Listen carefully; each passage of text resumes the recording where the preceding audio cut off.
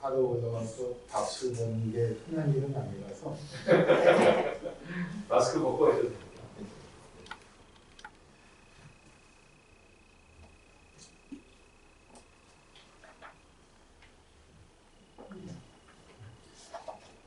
기도하고 말씀 듣도록 하겠습니다. 하나님 아버지 감사합니다. 주의 말씀을 주의 백성들이 서로 나누고자 합니다. 주께서 말씀으로 우리에게 은혜 주시기를 간절히 소원하며 이 말씀을 나누겠사오니 주께서 전하는 자를 통하여 주의 음성을 듣는 자들의 귀에 들려 주시옵소서. 아멘. 예수님 이름으로 기도합니다. 아멘.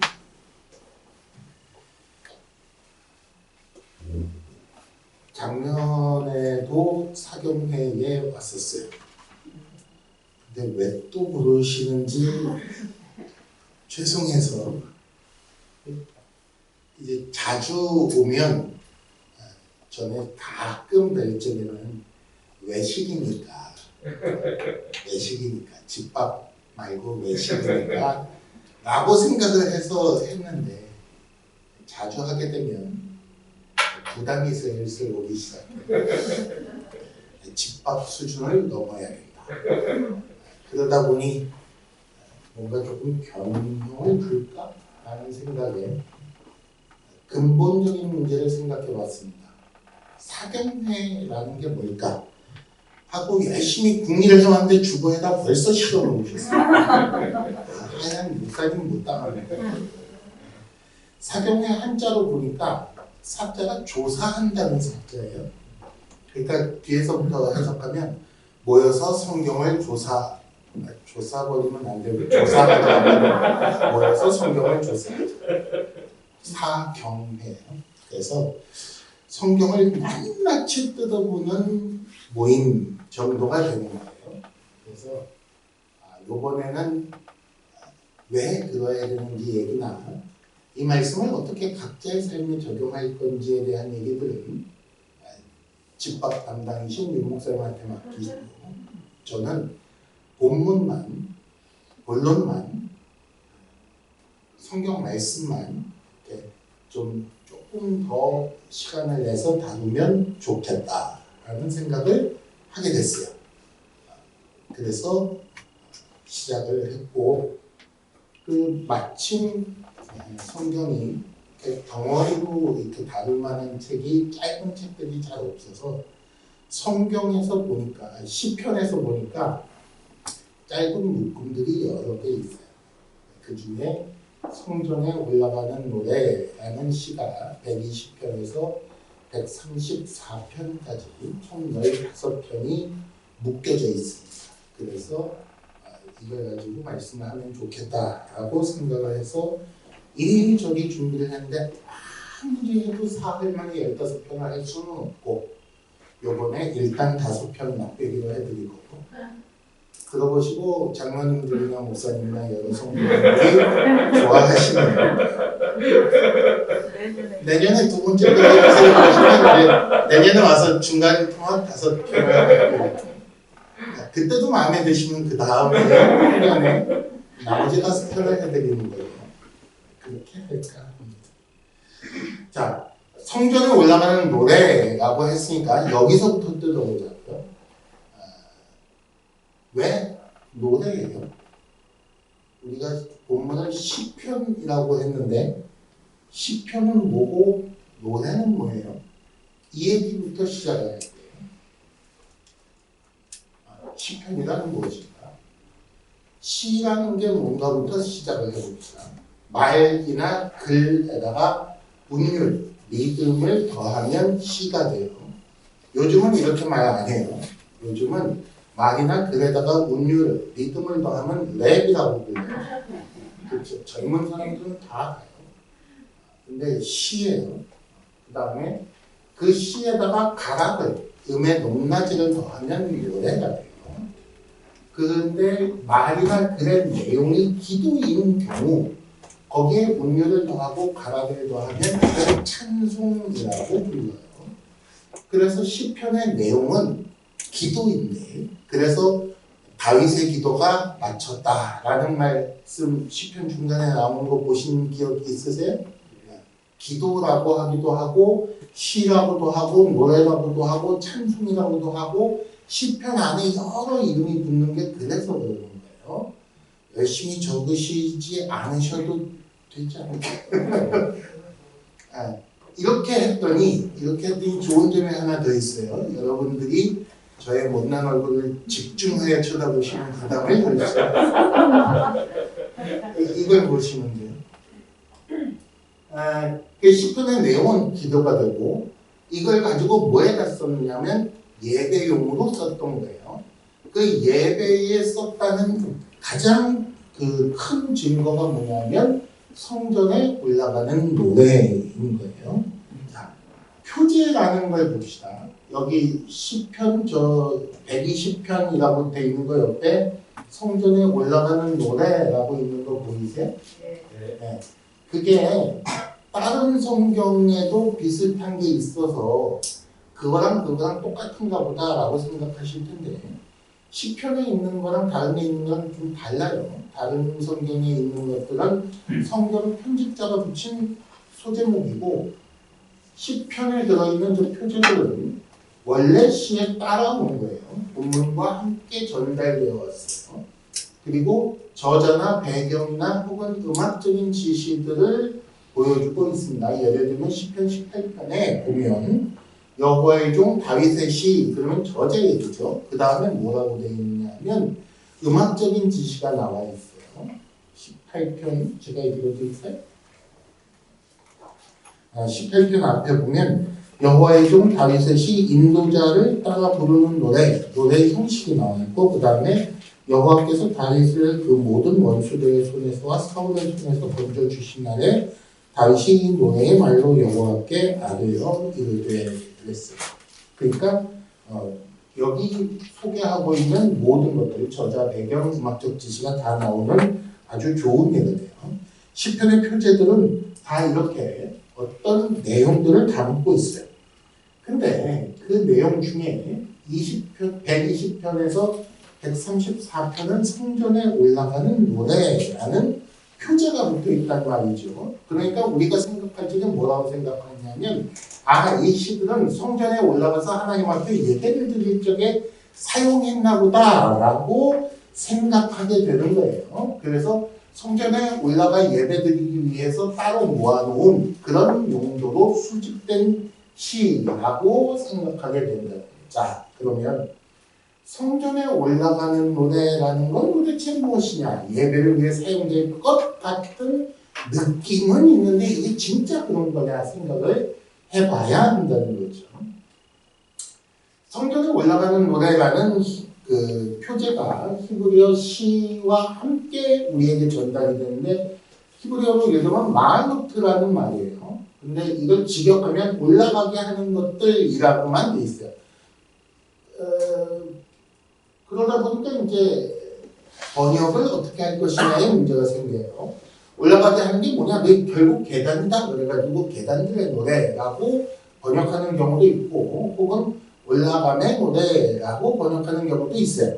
성전에 올라가는 노래라는 번역을 쓰는 건 우리말 성경에 나오는 얘기고 영어 성경만 봐도 올라감의 노래 혹은 계단들의 노래라는 식으로 번역해 놓은 것을 볼 수가 있어요. 그러면 우리말 성경에 나오는 성전에 올라가는 노래라는 말에 성전에라는 말은 어디서 온 거냐? 그건 번역한 사람이 추가해서는 성경에다 지가 마음대로 그렇게 추가해도 돼?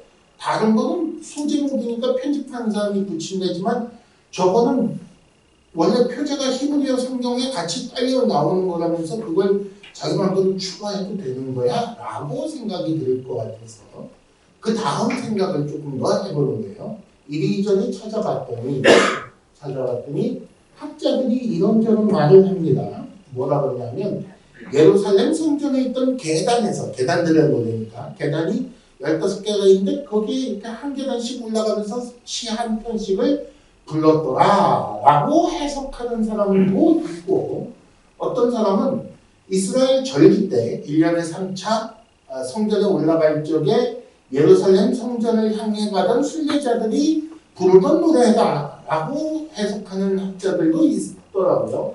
그 다음에 또 어떤 사람은 바벨론 포로였다가 그 바벨론 땅에서 예루살렘까지 그 먼 길을 돌아오는 귀환자들이, 귀향하는 사람들이 부르던 노래더라라고 해석하는 학자도 있더라는 거예요. 자, 그러면 우리는 그 중에 어느 입장을 따를 것이냐를 확인하기 위해 성전에 올라가는 노래 120에서 134편까지의 내용을 좀 보자는 거예요. 내용을 봤더니 120편부터 차례대로 읽어보니까 특징이 있는 거예요. 어떤 특징이 있느냐 하면 고통받던 하나님의 백성이 하나님 앞에 성전으로 올라가서 하나님 앞에 일러 바치고, 진짜로 일러 바치는 거예요. 그렇죠? 읽어보신 분들은 다 알아요. 하나님 앞에 일러 바치고 그리고 하나님이 주시는 응답을 받는 내용이더라는 거예요. 120편부터 쭉 차례대로 읽어보니까. 그래서 성전에 올라가는 노래라고 번역하는 게 오케이, 그거 괜찮은 것 같아 라고 생각을 하게 되는데, 근데 그거를 조금 더 의미를 부여하자면 120에서 134편이 그 시들이 우리를 하나님 앞으로 성전으로 이끌어 올라가게 하는, 우리를 이끌어주는 그런 시, 그런 노래라고 해석해도 되겠구나 라고 보이는 거예요. 이해가 되세요? 이 시들을 읽으면 왠지 모르게 하나님 앞에 가서 이루고 싶어지는, 하나님 제가 다 때렸어요 이러고 이루고 싶어지는 마음이 들게 하는 그런 노래, 그런 내용들이 있는 시를, 엄청나게 많은 시 중에서 특별히 그런 시들을 고르고 골라서 모음집을 만들고 거기다 표제를 올라가는 노래, 계단들의 노래, 성전에 올라가는 노래, 이런 식으로 표제를 붙인 것이라고 우리는 생각할 수가 있겠습니다 라는 거예요. 이런 얘기를 왜 하느냐 하면, 이런 생각을 가지고 10편, 120편부터 차례대로 읽으면 여러분들이 말씀 생활에 도움이 되기 때문에 이런 얘기를 하는 거예요. 그러면 한 가지 질문이 생겼어요. 10편을 차례대로 읽는다고? 이거 좀 어색해요. 10편이 모아놓은 거는 알겠어요. 150편을 다 모아놓은 건 알겠는데 순서대로 읽는다는 아직 낯선 분들이 계세요. 예를 들면 로마서 1장 다음에 2장이 있는 건 당연해요. 그렇죠? 근데 10편 1편 다음에 2편으로 넘어가면서 1편에 뭐라 그러는지 거기에 연결해서 2편을 읽어나가는 건 어색해요. 그렇게 읽어본 적이 잘 없어요. 심지어 어떤 분들은 설교할 적에 한 절씩 두 절씩 읽으니까 원래 성경은 한 절씩 두 절씩 읽는 건 줄 아는 분도 계세요. 그렇지 않아요. 성경은 통으로 읽는 게 많이 필요한 책이에요. 한 절 한 절 놓고 설명하는 건 짧은 설교 시간에 그 많은 내용을 잘 설명하려고 애를 쓰다 보니 많은 양을 못 읽어서 그러는 거지, 원래 성경은 쭉쭉 읽는 거예요. 특히 욥기 같은 거 1장부터 42장까지 앉아서 1장부터 42장까지 다 읽은 다음에 일어나야 그 내용이 이해가 되는 책이 욥기 같은 책이에요. 그런 식으로 시를 10편을 모아서 읽는다라는 얘기를 하고 있는 거예요. 연관 없는 시를 모아놓은 것인가 하면 그렇지 않다는 얘기를 하고 있는 것이고, 그러면 순서대로 읽었더니 시키는 대로 해봤더니 문제가 있더라는 거예요. 무슨 문제가 있냐면 시기, 그러니까 어떤 시는 다윗 때에 썼고 성전에 올라가는 노래 중에도 어떤 시는 포로가 이스라엘로 예루살렘으로 귀향하면서 노래한 게 너무나도 분명한 시들이 섞여 있다는 게, 뒤죽박죽 순서도 시간 순서대로가 아니고 내용도 어떨 때는 찬양했다, 어떨 때는 하나님 앞에 투덜거렸다가, 어떨 때는 뭐 무슨 교훈을 주는 것 같다가 왔다 갔다 하니까 정말 모아서 순서대로 읽는 게 맞아? 라는 생각이 들 수 있다는 거예요. 그래서 살펴보았더니 시편 안에 이미 여러 종류의 모음집이 있더라고요. 아삽의 시, 고라자손의 시, 성전에 올라가는 노래 이런 식으로 여러 모음집들이 있고 그 모음집들이 각각 어떤 룰을 가지고 어떤 필요에 따라 모였다라는 게 분명해 보이는 그런 증거들을 발견할 수가 있어서 우리가 이제 어떻게 생각을 해야 된다? 성전에 올라가는 노래라는 제목을 가지고 15편의 시를 한데 모아놓은 이유가 있다고 생각하고 읽어봅시다 라는 거예요. 그걸 오늘 시작을 해보자는 거예요. 다양한 시편을 하나의 표제 아래 뒀는데 처음부터 그렇게 사용할 목적으로 쓴 것은 아니지만 아니죠. 당연히 다윗이 쓴 거 다음에 포로기에 왔던 사람이 쓴 게 있고 그 다음에 또 다윗의 시가 나오고 이런데 이걸 처음부터 이렇게 쓸 용도를 가지고 생각해서 쓴 건 절대 아니겠지만 그러나 누군가가 이 내용을 잘 이해하는 사람이 그 내용들을 성령의 그 조명하심에 비추어 제대로 파악해서 그 시들을 골라서 제대로 순서대로 배치해서 우리에게 전달하는 것이라고 생각하는 것이 좋겠습니다. 라는 결론에 이르게 되는 거예요. 그래서 성전에 올라가는 노래는 결국 무엇이다? 절기를 맞이하여 성전에 올라가는 자이든 아니면 바벨론 포로 신분으로 태어나서 이제 처음 예루살렘으로 올라가게 된 그런 사람이든 아니면 예루살렘 성전에 1년 3차 모여서 반가운 얼굴들을 맞이하여 서로 얼굴을 마주 보며 기쁨과 감격 가운데 자 우리 드디어 하나님을 예배할 때가 되었습니다 그러고 성전 계단에 올라가면서 같이 부르는 노래든 어쨌든 누구든 상관없이 하나님과 만나는 그 마음과 자세를 노래한 시편이라고 보아야 옳다는 것입니다. 그렇게 얘기를 하고 나면 그 다음에 의문이 하나 더 생겨요. 아 그러면 시편은 기도고 노래고 사람이 하나님 편에 올려드리는 거니까 아 이스라엘 백성들의 신앙의 고백이고 그의 기도집이고 우리 성경과 찬송가 중에 찬송가 같은 것이로구나 성경보다는 조금 급이 떨어지는가 라고 생각하실까봐 그 다음 얘기를 하는 거예요. 시편이 사람의 말이기만 한가 라는 얘기죠. 그런가요? 시편도 하나님의 계시의 말씀이에요. 성경 창세기부터 계시록까지 하나님께서 다 한마디 한마디 주신 거예요. 심지어 저 같은 경우에는 그 단어 선정도 하나님께서 일부러 다른 단어 아니라 그 단어를 쓰셨다고 생각을 하고 있고 심지어 순서도 그렇게 하셨다고 생각을 하는 아주 그 고리타분하게 이루 말할 데 없는 사람이거든요. 그러니까 시편도 하나님의 말씀이 아니라고 할 수가 없어요.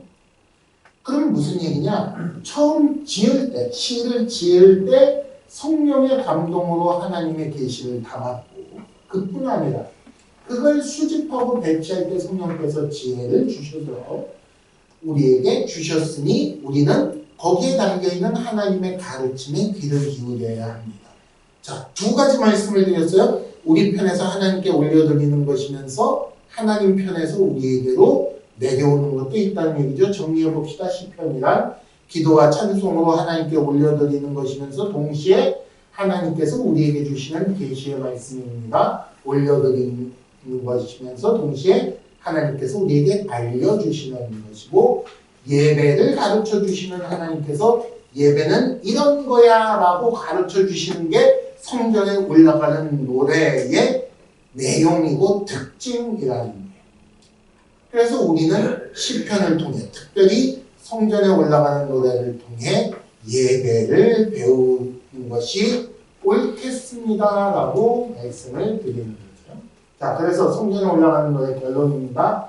하나님 앞으로 올라갈 때 부르는 노래이면서 하나님 앞으로 올라가게 하는 가르침이면서 하나님 앞으로 올라갈 이유를 가르쳐주는 것이면서 하나님 앞으로 올라가는 방법도 가르쳐주는 것이고 하나님의 백성이 하나님께 예배하게 하는 노래가 성전에 올라가는 노래입니다. 그걸 오늘부터 해서 내일 모레까지 5편을 살펴보려고 하는 것입니다. 까지가 서론이었어요. 아이 길다. 시편 120편. 제가 시 제목을 이어봤습니다. 머무는 데서 머무를 때를 꿈꾸다. 그랬어요.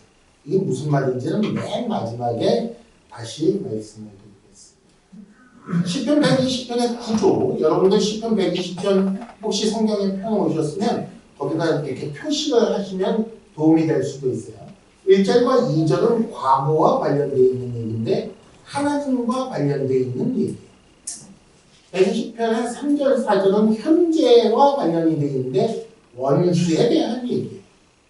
그 다음에 나머지 3절, 5절부터 7절까지는 미래와 관련이 되어 있고 자기 자신을 향하여 하는 말이에요. 차례대로 1절부터 살펴보겠습니다. 시인이 지금 어떤 상황에서 이 시를 노래하고 있을까요?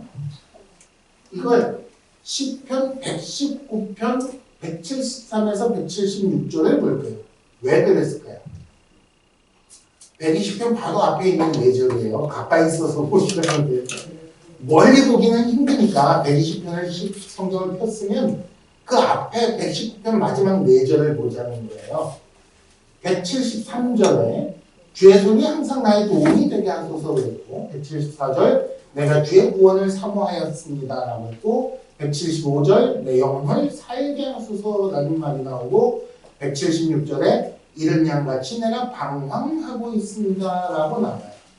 자, 우리가 시편을 연속해서 읽기로 했다라는 말 기억하시죠? 그러니까 시편 119편의 내용이 120편과 연결이 되어 있다고 생각해서 119편에서 구체적인 정황들을 찾아보려는 거예요. 어떤 상황에 도움이 필요하고 구원을 사모하고 있고 영혼이 죽을 살동하고 있고 그렇죠. 그리고 이런 양같이 방황하고 있어요. 얼마나 불쌍한 상황인지 모른다는 거예요. 그렇죠. 그런 환난 중에 시편 119편이 노래되고 있었다는 거예요. 시편 119편은 근데 하나님의 율법을 노래하는 시라고 그랬어요. 겨우 4절인가 5절인가 빼고는 전부 하나님의 율법이, 하나님의 말씀이, 하나님의 계명이, 하나님의 교훈, 온갖 얘기로 하나님의 말씀에 대한 얘기를 하고 있다. 왜 그런 하나님의 율법을 노래한다? 자기의 상황이 도움이 필요하고 구원을 사모하고 살려주시기를 바라고 이런 양같이 방황하는 그 심한 고난 중에 하나님 앞에 열심히 기도를 했는데 응답을 받은 게 뭐라고 받은 거예요? 하나님의 말씀이 너에게 도움이 될 것이다. 아, 그렇구나. 나의 이런 도움이 필요한 상황에 하나님의 말씀만 나에게 오직 도움이 될 수 있겠구나라고 기도하여 응답받은 내용이 시편 119편인 거예요. 그거에 지금 120편에 넘어오면서 그 상황을 얘기하고 있는 거예요. 그러니까 어떻게 나오는 거예요? 여호와께 내 환난 중에 부르짖었더니 내게 응답하셨습니다 라고 119편 전체를 120편 1절에서 요약하는 거예요. 그쵸? 근데 여러분들 성경에 있는 건 좀 다르죠? 여러분들 가지고 있는 성경에는 어떻게 돼 있어요? 120편 1절? 순서가 좀 다르죠? 왜 달라요? 저는 여러분들 가진 성경은 한국어로 읽기에 편하게 아름다운 문장으로 번역된 거고 저는 히브리어에서 직역을 해서 그래요. 일부러 구조를 보여드리려고. 여기 보세요. 가운데 내 환난 중에 부르짖는다는 누가 할 일? 사람이 하는 일이에요. 사람이 하는 일은 뭐 하는 거예요? 하나님 앞에 부르짖는 것 외에는 할 게 없는 거예요. 사람은 그런 존재예요.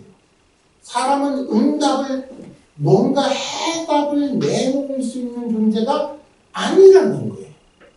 사람은 환난 중에 할 수 있는 거라고는 하나님 앞에 부르짖는 것 밖에 없는 존재가 사람이라는 존재라고요.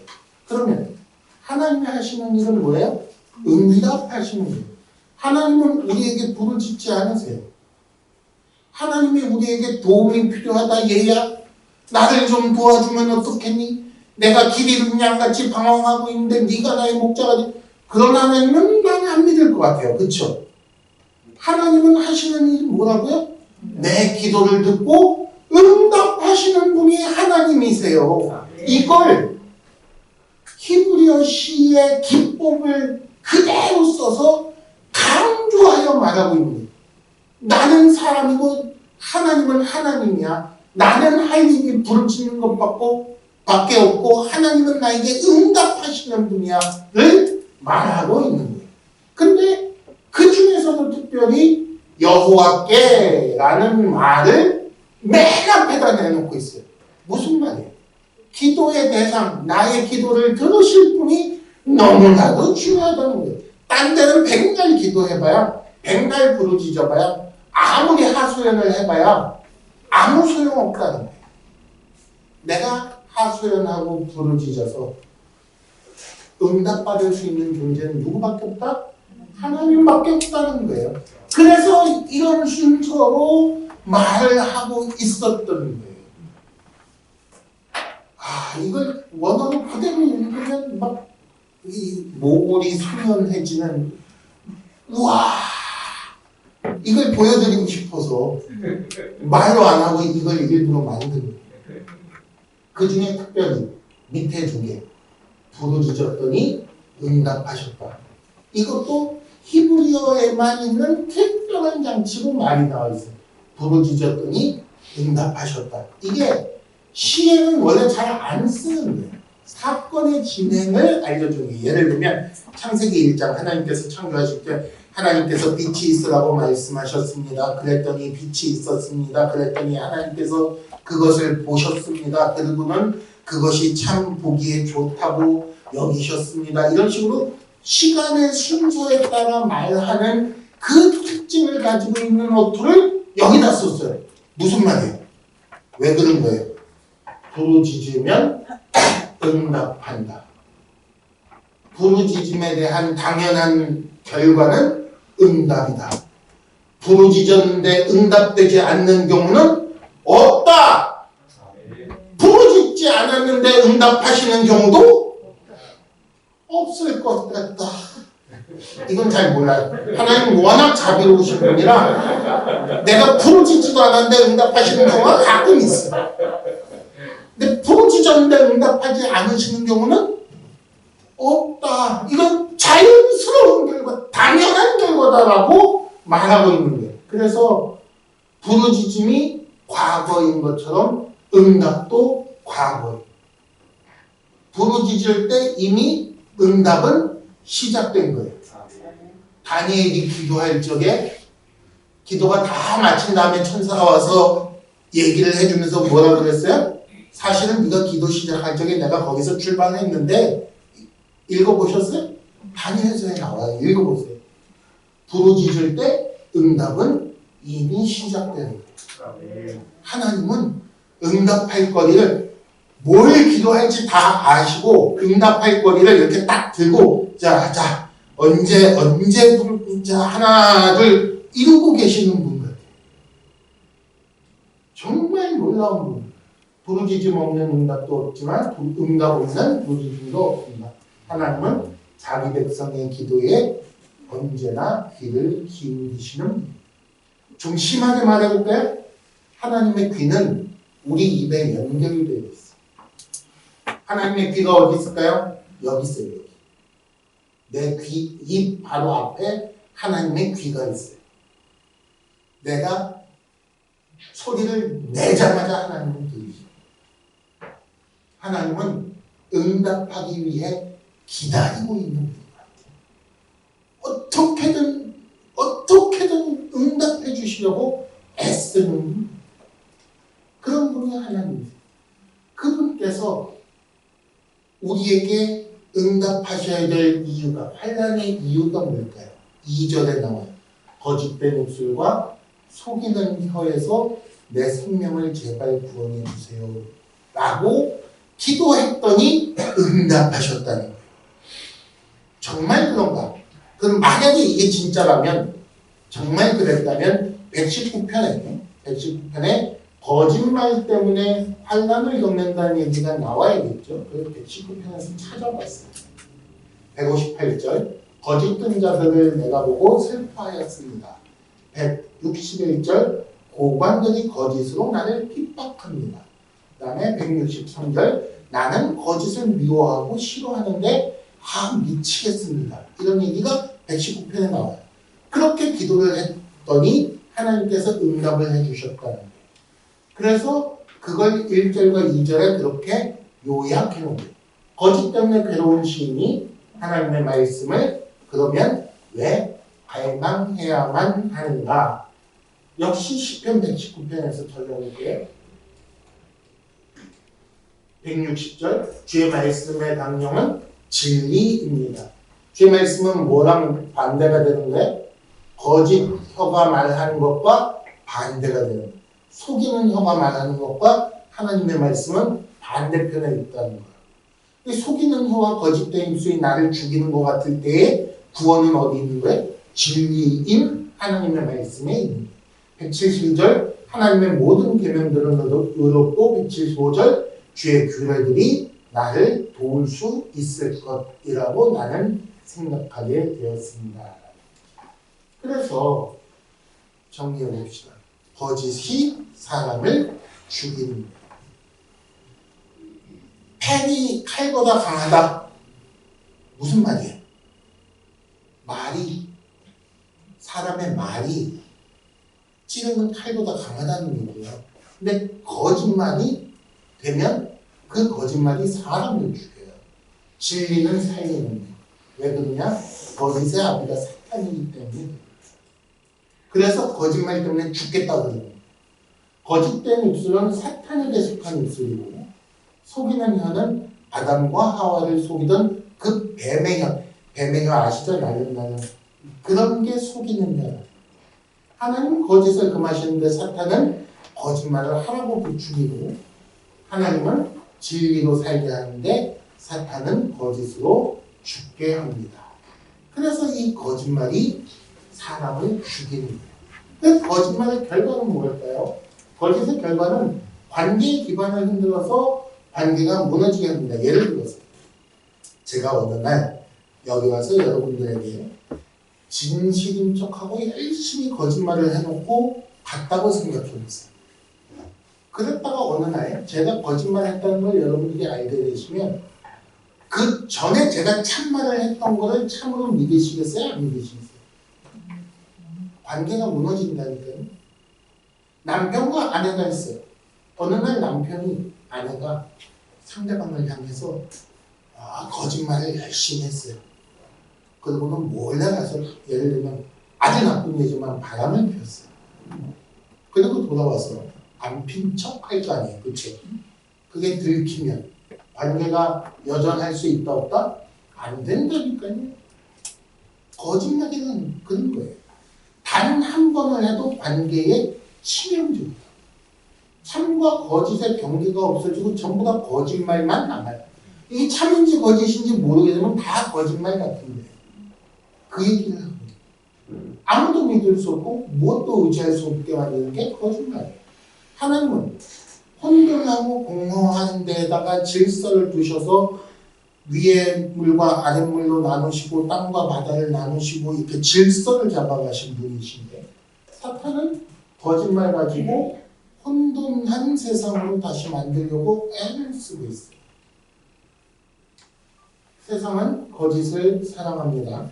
사탄에 속했기 때문에.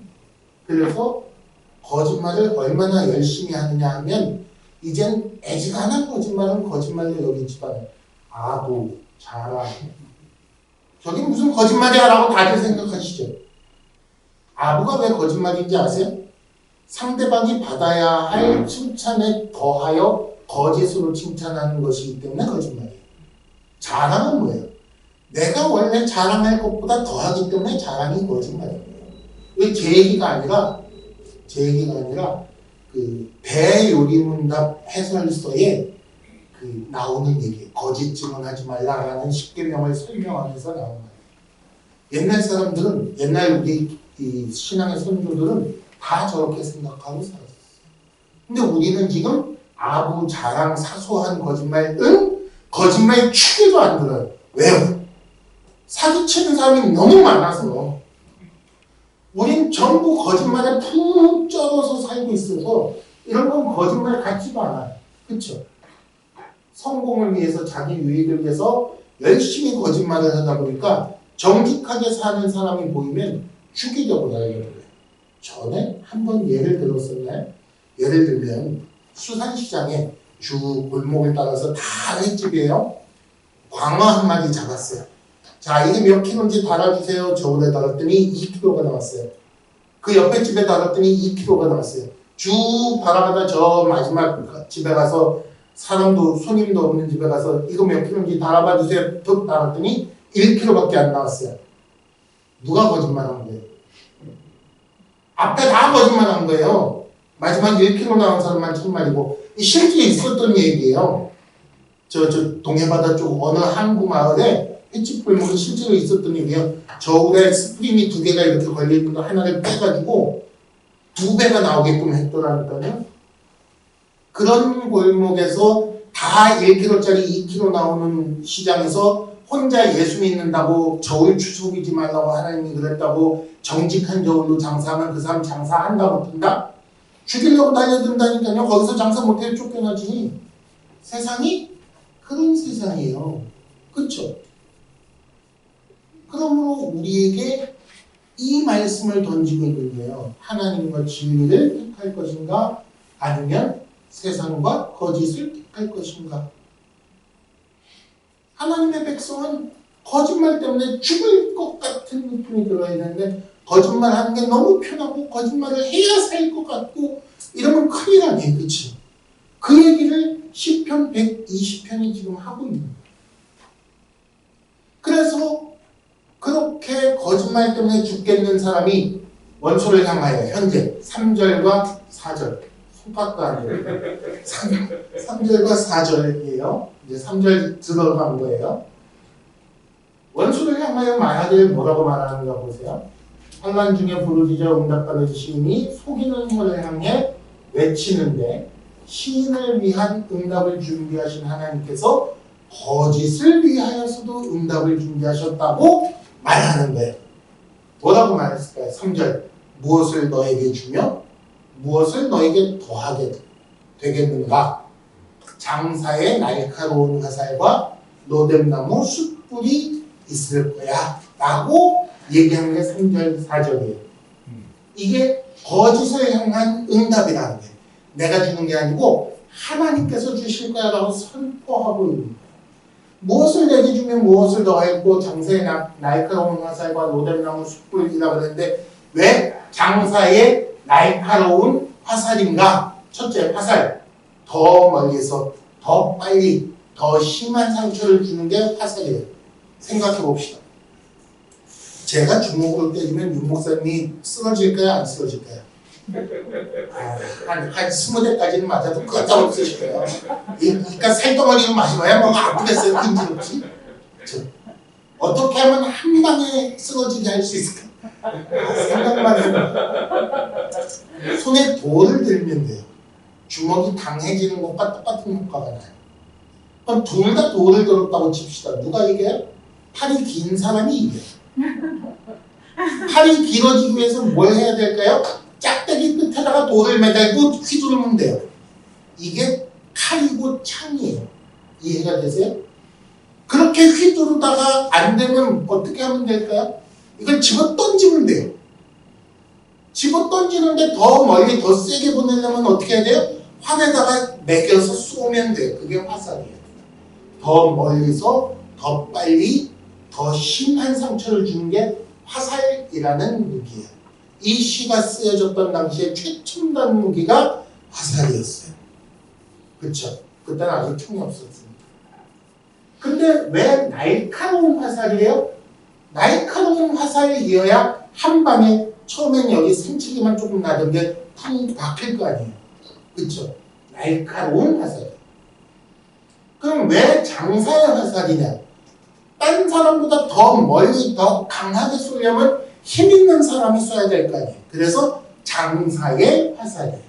장사의 날카로운 화살은 정말 정말 무서운 무기예요. 이해가 되세요? 장사의 날카로운 화살에다가 뭘 더한다고요? 로뎀나무 숯불을 더한다 그랬어요. 왜? 다른 나무도 아니고 로뎀나무를 쓰는 이유가 있어요. 다른 것보다 더 화력이 좋아요. 더 뜨거워요, 숯불이. 유대인들 사이에 내려오는 이야기 중에 수장절 때, 가을에 수장절 때 예루살렘 올라가면서 파묻어 놓은 숯불을, 로뎀나무 숯불을 그 다음 해에 6월절 때 가면서 파내봤더니 불씨가 살아있더라. 이런 얘기를 했어요. 깡도 전하면서도 부끄러워요. 어쨌든 그런 얘기가 있을 만큼 오래가요. 그만큼 뜨거워요. 그걸 더한대요. 무슨 얘기예요? 맹렬하고 꺼지지 않는 심판의 도구가 숯불이에요. 불이라고. 그래서 지옥은 뭐예요? 불못이라고. 계시록에 맹렬하고 꺼지지 않는 심판의 도구, 오랫동안 괴롭게 하고 죽은 후에도 계속해서 태워가는 그런 도구가 숯불이에요. 자, 이거 두 개를 더 해봅시다. 화살의 숯불을 더 해봅시다. 무슨 일이 일어나는가? 숯불로 만든 화살일 수 있어요. 화살촉을 만들 때 숯불을 더 달궈서 두들겨가지고 갈아서 만들었다는 얘기예요. 가장 날카롭게 다듬은 화살촉일 수 있어요. 다른 의미로 불화살일 수 있어요. 불을 매겨서 쏘는 거예요. 그러면 화살 맞으면서 불이 붙어버려요. 와, 이것도 무서운 얘기예요. 그렇죠? 갑자기 다가와서 끝까지 영원토록 신음하게 만드는 게 불화살이에요. 이런 의미를 담고 있는 벌을 누구에게 선언하고 있는 거예요? 속이는 혀, 거짓된 입술을 향해 선언하고 있는 거예요. 왜 거짓에 대해서 이런 형벌을 주시는가? 왜냐하면 우리가 다 거짓말을 사랑하기 때문에 그래요. 거짓말에 대해서 잘못된 믿음을 가지고 있다. 우리는 다 타락한 이후로는 거짓말하는 게 습관이 돼 있어요. 내가 상황이 불리할 적에 거짓말로 유리하게 바꾸려는 시도를 언제나 늘 먼저 시도하게 돼 있어요. 거짓에 대한 잘못된 믿음을 가지고 있다니까요. 위기를 넘기고 유익을 얻을 수 있다고 자꾸 생각을 해요. 그래서 거짓말을 해요. 그걸 언제부터 할까요? 말 배우면서부터 해요. 말 배우면서부터 거짓말하기 시작해요. 너 이거 왜 그랬어? 내가 안 그랬어. 쥐가 그런 거 다 봤는데 안 그랬지. 죽어도 안 그랬대. 심지어는 찍어가지고 보여주고 봐. 네가 했지? 아니라는 거야. 그게 사람이에요. 위기를 넘기고 유익을 얻을 수 있다고 생각한다니까요.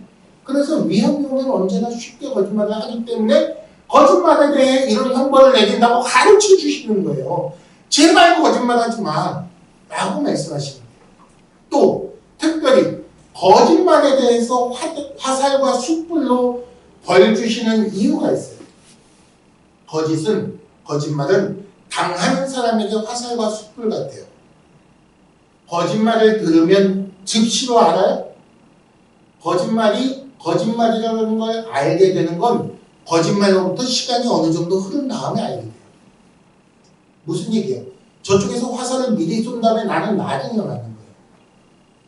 화살이랑 똑같지 않아요? 그러니까 거짓말에는 화살 같은 특성이 있는 거예요. 그러니까 거짓에는 화살로 갚아줘야 맞는 거예요. 그 거짓말을 딱 맞고 나서 으악 하면 여기서 시뻘건 게 쿵쿵쿵쿵 쏘는데 뭐가 솟아요? 숯불 같은 분노가 솟아요. 그쵸? 거짓말인 걸 알게 되면 숯불같이 뜨거운 분노가 솟아올라요. 그래서 얼굴이 빨갛게 달아올라요. 뚜껑이 열리고 김이 푹푹 나기 시작해요. 그쵸? 그러니까 화살과 숯불로 공격을 받았으니까 화살과 숯불로 공격을 한다는 거예요. 그 얘기를 하고 있어요. 부지불식 간의 치명상을 입게 하는 화살, 그 불타는 아픔과 분노를 화살과 숯불로 표현하고 있습니다. 그래서 그걸로 갚아주십니다. 하나님 기가 막히신 분이에요. 요즘 같으면 아무리 그래도 화살과 숯불 얘기는 안 나와요. 화살과 숯불이 나와야 이 거짓말의 특성이 제대로 드러나니까 하나님께서 이 시를 그때 화살과 숯불이 유행하던 때에 그게 최첨단 무기로 여겨질 때에 이 시를 짓게 하신 것 같아요. 하나님 정말 지혜로우십니다. 또 거짓에 대해 이런 형벌을 내리시는 이유가 있습니다. 거짓은 거짓말하는 사람에게 치명적이에요. 거짓말을 하면 화살과 숯불을 맞기 때문에 치명적이라는 거예요. 거짓을 표적으로 삼아 하나님은 화살을 날리세요. 거짓말을 하는 순간 여기에 관역이 그려지는 거예요. 사망한 너에 쏘는 것이 뭐라고요? 죄라니까요. 죄를 짓는 순간, 거짓말하는 순간 여기에 관역이 그려지는 거예요. 그 화살이 뿅 날아서 여기 팍 맞는 거예요. 하나님은 10점 만점 쏘는 걸 우습게 하시는 거예요. 그 화살과 숯불을 거짓말로 피할 수 있어요? 없어요. 여기 그려져 있는 그 죄의 관역을 가릴 수 있는 건 뭐밖에 없다? 그리스도의 의로 옷 입는 것밖에 없어요. 그 하나님이 거짓에 대해 화살과 숯불로 갚으시면 죄인들은 그 죄에 대한 형벌을 당할 수밖에 없어요. 하나님은 거짓을 향해 화살을 날리시는 장사이십니다. 장사의 날카로운 화살의 장사는 하나님이세요. 하나님의 화살은 빗나가지 않습니다. 거짓에게 치명상을 입히고 거짓 자체를 소멸되게 하실 거예요. 다 태워서 죄가 되어 바람에 날아가게 하실 거예요. 하나님의 처분은 강력하고 심판은 무섭습니다. 상상도 못할 정도. 자, 이런 선포를 하고 나니 자신을 향해서 뭐라고 이제 해야 될까요? 자, 미래를 향하여. 과거와 현재를 이렇게 마무리 짓고 나서 미래를 향하여. 화가 나요. 답답해 죽겠는 거예요. 내가 답답한 거예요. 내가. 왜 답답한 거예요? 내 세계에 머물며 계단의 장막 사이에 거했기 때문에 내가 답답한 거예요. 이 답답이가 왜 하필 거기서 그러고 있어. 너는 화를 당해서 이거 사. 그러고 자기 스스로를 향해 지금 이 말을 하는 거예요. 이해가 되세요? 결단의 시간, 하루가 나요. 거기 있는 게 거기 있었기 때문에 내가 화를 당하고 있었다. 괜히 그 거짓된 입술과 속이는 혀 사이에서 살다가 내가 내 수명을 스스로 단축시키고 있었다. 내가 내 복을 스스로 덜어내고 있었던 거예요. 와, 알고 나니까 화가 더 나네. 그쵸? 그럼 매색은 어디고 계단은 어디예요? 왜 매색에 머물며 계단의 장막 사이에 거했다 그럴까요? 매색은 야벳의 아들이에요. 근데 어디 살았냐 하면 흑해 남동쪽 뭐 이건 모르겠고 하여간 요새 시끄러운 동네, 그 전쟁하는 동네, 러시아와 우크라이나 전쟁하는 그 어디 근방쯤인데요. 그래서 누가 이 족속에 대해 얘기했냐면 에스겔 선지자가 마곡 땅에 있는 로스와 메색과 뭐 어쩌고 하면서 예언을 한 적이 있어요. 그럼 메색은 그렇고 게달은 누구예요? 게달은 이스마엘의 아들이에요. 이스마엘은 나중에 어디 가서 살아요? 이스마엘은 이스라엘의 동남쪽에 가서 살아요. 이스마엘은. 그래서 아라비아에서 에돔 땅까지 사막에서 유목 생활을 했어요. 이 게달에 대해서는 이사야 선지자가 그래서 아라비아에 대해 예언하는 중에 이 게달이라는 이름이 나오는 걸 볼 수가 있어요. 자, 그러면 메색에 머물며 게달의 장막 사이에 거할 수 있다 없다? 메색은 저 이스라엘보다 한참 북쪽이고 게달은 이스라엘 남동쪽이니까 그 사이에 거할 수가 없지요. 그럼 뭐예요? 이건 비유예요. 메시지 머물며 계단의 장막 사이에 거한다는 말은 내 가장 가까이에 있는 이웃들이 거짓말쟁이들이에요. 내 가장 가까이에 있는 원수들이 이웃이 원수 같다. 내 가장 가까이에 있는 사람들이 하나님 모르는 이방인 같아서 내가 이방인들 틈에 끼어 사는 것 같다라고 말하고 있는 거예요. 문화와 풍습과 종교와 삶의 목표까지 다 달라서 도무지 맞춰 살 수가 없는 거예요. 사사건건 충돌하고 점점 더 살기 힘들어집니다. 그래서 우리 여집사님들이나 권사님들이 남편을 보고 자꾸 왼수 그러는 거 같아요.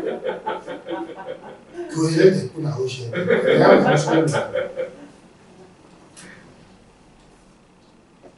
그래서 이 메섹과 게달 사이에 머물면 복이 사라지고 그러다 죽을 수도 있어요. 더구나 거기는 내가 정착한 곳이 아니에요. 머물다, 거하다라는 말은 다 텐트 치고 사는 걸 의미해요. 그래서 잠깐 사는 거예요. 지나가다가 유목민이 지나가다가 여기 잠깐 한 달 양들 풀먹일만 하겠는데 하고 머물 적에 머물다, 거하다 이런 말을 써요. 원어로.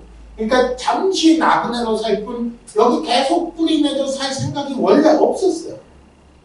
하나님의 백성들은 이 세상에서 이렇게 사는 거예요. 나그네로 사는 거지 잠깐 머물다 가는 거지 여기 계속 살 생각이 없는 거예요. 하루 빨리 가고 싶어 미치는데 안 불러주셔서 못 가고 있는 거예요. 그렇죠? 나이하고 상관없어요. 이거 사도 바울도 그랬어요. 서로 너무 다르고 그래서 더 섞이지 못했기 때문에 그래서 그랬던 거예요. 그래서 6절 7절 내가 화평을 미워하는 자들과 너무 오래 살았다. 야 잠깐 더 하러 왔는데 내가 너무 오래 있었구나. 야 빨리 일어나야겠다. 나는 화평이기 때문에 여기 화평은 샬롬이에요. 나는 샬롬이기 때문에 샬롬이라고 그렇게 말을 했는데 와 이 사람들은 내가 말만 하면 싸우려고 달려든다. 여기서 도저히 못 살겠다 이 얘기를 합니다. 나는 화평이다. 그들은 전쟁이다. 이렇게 되어 있어요. 원래 원문에 나는 화평, 그들은 전쟁에 속한 자들. 이렇게 되어 있어요. 화평이고 전쟁이다. 딱 봐도 분위기가 느껴지죠? 완전히 정반대잖아요. 그렇죠? 화평과 전쟁. 근데 이것보다 훨씬 심각한 얘기가 여기 숨어 있어요. 이것보다 더 답답한 상황이에요. 그냥 화평과 전쟁 얘기가 아니에요. 화평이 뭔지 봅시다. 화평, 샬롬이라는 건 뭐냐면 부족한 것이 없이 가득 차 있는 상태가 샬롬이에요. 꽉 찼어요. 완전, 완성, 충만. 이걸 비유로 얘기하자면 저는 이 얘기도 한번 한 것 같아요. 풍선을 불다 빵 터지기 직전 상태, 눌러도 들어가지 않는 상태에 풍선에 들어있는 게 그게 샬롬이에요. 그게 화평이라고 번역된 단어의 원래 뜻이에요. 그러면 모든 사람이 그렇게 다 갖춰져 있으면 미움이나 전쟁이 있을까요, 없을까요? 모든 사람이 자기가 원하는 모든 것을 완벽하게 다 갖고 있어요. 근데 남의 걸 탐낼까요? 탐내지 않을까요? 탐낼 이유가 없어요. 그건 나한테도 있어요. 샤넬백 너 있어? 나도 있어. 나는 아르마니? 그것도 있어. 너도 있어? 이야, 난 요건 친상 있어. 너도 있어? 이야, 좋겠네. 싸움이 안 돼요. 근데 넌 샤넬 있어? 나는 샤넬 있어. 이러면 싸움이 되는 거예요. 그쵸? 모든 사람이 샬롬이면 미움도 싸움도 없어요. 근데 모든 사람이 샬롬일 수 있어요? 누가 샬롬이에요? 누가 화평이에요? 완전한 하나님과 함께 있고 완전한 하나님 편에 속하여 하나님을 소유한 사람만, 하나님의 소유가 된 사람만 화평일 수 있어요. 그래서 시편 23편 여호와는 나의 목자시니 내가 부족함이 없습니다. 나는 샬롬입니다. 라는 말이에요. 부족함이 없다고 표현했지만 나는 샬롬입니다라는 말이에요. 어떻게 해서? 여호와가 나의 것이니까. 나는 여호와의 것이니까. 여호와는 나의 목자고 나는 여호와의 양이니까 서로 소유격이니까 나는 하나님을 소유했고 하나님은 나를 소유했으니까 나는 샬롬입니다 라고 말할 수 있는 거예요. 이것 외에는 이 세상에서 샬롬일 수 있는 방법이 절대로 없어요. 온천한 모든 것을 다 가져도 하나님이 없으면 샬롬은 없어요. 근데 세상은 하나뿐인데 인구는 몇십억이에요. 샬롬이 가능해요? 절대로 안 돼요. 그렇죠. 그런데 그들은 어떤 사람들이냐? 매색이고 배달리고 하나님을 모르고 하나님을 미워하고 하나님을 반대하고 그러니까 도무지 화평이라는 걸 얻을 수가 없는 근본적으로 한계가 있는 사람들인 거예요. 근본적으로 부족한 것 투성이인 사람들이에요. 가장 없는 건 뭐냐면 생명이 없는 사람들. 하나님이 생명의 근원이시니까 하나님이 없으면 생명이 없단 말이에요. 그러니까 그들은 절대로 샬롬일 수가 없어요. 또 욕심을 이루려고 거짓된 입술과 속이는 혀로 사는데 그걸 백날 해봐야 자기가 원하는 걸 다 얻을 수 없으니 계속해서 결핍을 느끼는 거예요. 계속해서 부족함을 느끼는 거예요. 그러니까 그들은 언제나 전쟁을 준비하고 언제나 전쟁을 할 수밖에 없는 거예요. 그들은 하나님과 맞서 싸우려는 사람들이고 거기다가 그것 때문에 하나님께서 숯불과 화살로 갚으실 것을 이미 사실은 알고 있는 사람들이고 그렇게 자기들이 멸망할 걸 알고 있으니 하나님 편에 더더군다나 들어갈 수가 없지요. 그러면 이런 사람들이 절대로 샬롬을 이룰 수 없는 사람들이 하나님을 소유하고 하나님의 소유가 된 우리를 볼 적에 어떻게 보일까요? 우리를 보면 왼수로 보이는 거예요. 그래서 싸우려고 드는 거예요.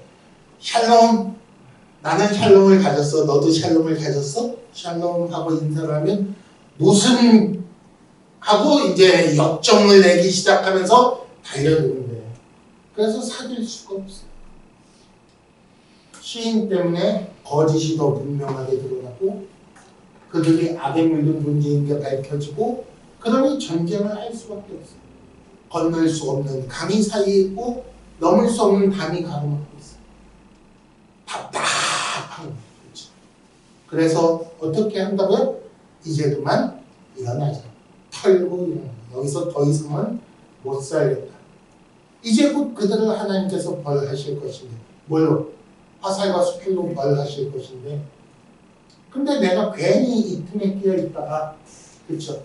그들과 함께 화살과 숯불을 맞으면 그건 정말 큰일이잖아요. 그렇죠? 안 그래도 그들 틈에 살면서 화가 나요. 이 답답하 왜 여기 사람이 그러고 있었는데 내가 여기 사는 동안 사는 만큼 복을 덜어내고 살았는데 그럼에도 불구하고 거기 계속 살다가 하나님께서 그들을 벌하기 위해 쏘시는 화살과 불을 맞는다고요? 소돔과 고모라에 머물러 있다 같이 망하겠다고요? 그럴 순 없잖아요. 그러니까 얼른 일어나서 하나님께 피하자는 거예요. 하나님을 만나기 위해 성전으로 올라가겠다는 거예요. 그렇죠? 그래서 시편 120편이 성전에 올라가는 노래 어디? 제일 앞에 있는 거예요. 왜 하나님 앞에 올라가야 하는지 가르쳐주고 알려주는 시가 시편 120편인 거예요. 자, 머무는 데서 머무를 때를 꿈꾸다. 무슨 말인지 아시겠죠? 지금 어디 머물러 있어요? 메색과 게달 사이에 머물러 있다는 거예요. 지금 어디 머물러 있어요? 우리 모두 세상에 머물러 있어요. 우리 천국에 살고 있지 않아요. 우리는 하나님과 함께 하하호호 하면서 살고 있지 않아요. 우리는 여전히 세상 속에 살고 있어요. 그렇죠? 날마다 거짓말이라도 하며 아니 거짓말은 양반이고 날마다 도둑질 혹은 살인을 해서라도 자기 이익을 구하려는 사람들과 함께 어울려 살며 그들 틈에서 어떻게든 살아보려고 아둥바둥 하느라고 지칠 대로 지쳐 있어요. 그게 우리예요. 우리는 어디 산다고요? 우리의 머무는 데는 어디라고요? 세상이에요, 지금. 지금 세상이 머무는. 그러다 보니 머무를 때를 꿈꾸게 되었어요. 왜요? 못 살겠거든요. 못 살겠거든요. 그래서 다른 머무를 곳, 더 좋은 머무를 곳, 어디요? 하나님 앞에 머물기를 꿈꾸게 됩니다. 그러면 누구랑 머물까요? 누구랑 머물까요? 여러분들 주변에 둘러보세요. 여기 이렇게 같이 머무는 이 사람들은 매색과 개다리지 개색과 매달리라고 해요. 큰일 나요. 발음 조심해야 돼. 매색과 개다리인데 개색과 매달리라고 하면 안 돼요.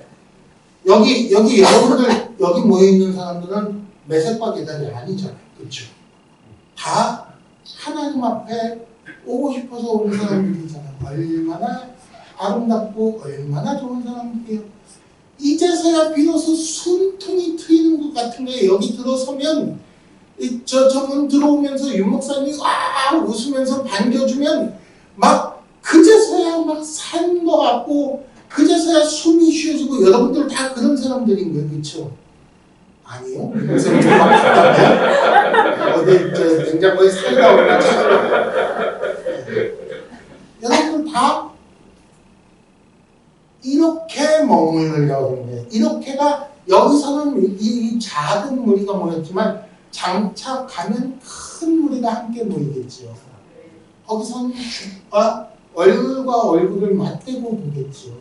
그걸 여기서 미리 맛보는 거예요. 그러니까 여기 모이면 그래서 좋은 거예요. 막 웃으면서 잘 오셨다 그러고 설마 그래놓고 속으로 저 XX를 왜 왔을까? 그렇지가 않을 거 아니에요. 그렇죠?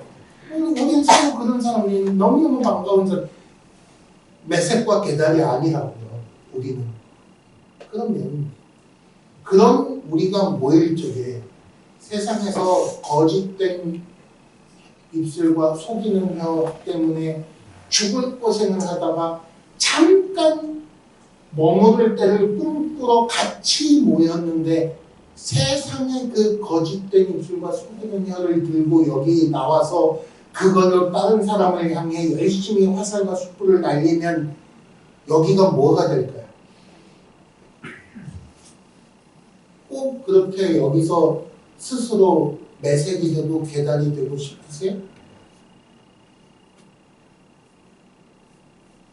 교회는 그러면 안 되는 거예요. 그렇죠? 어떻게 머무를 때를 꿈꿀까요? 머무를 때를 비슷하게 여기서 만들어야지. 여기서 만드셔야 돼요.